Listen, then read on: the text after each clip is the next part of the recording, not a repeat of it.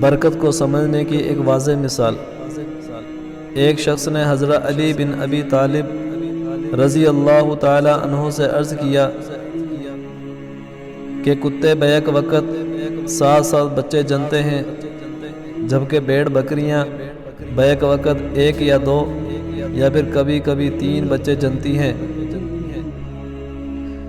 اس کے باوجود بھیڑ بکریوں کی تعداد کتوں سے زیادہ ہوتی ہے، حالانکہ ہم آئے روز بھیڑ بکریوں کو ذبح بھی کرتے ہیں اور ان کی قربانیاں بھی کرتے ہیں، پھر بھی وہ ہمیشہ کتوں سے زیادہ ہوتی ہیں۔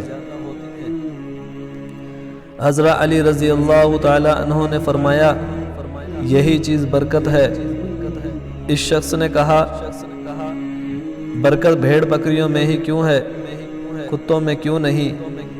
تو حضرت علی رضی اللہ تعالی عنہ نے فرمایا کہ بھیڑ بکریاں رات کے شروع میں سوتی ہیں اور رحمت یعنی فجر کے وقت جاگتی ہیں تو یہ برکت کو پا لیتی ہیں، مگر کتے ساری رات بھونک بھونک کر فجر کے قریب سو جاتے ہیں اور وہ رحمت اور برکت سے محروم رہ جاتے ہیں۔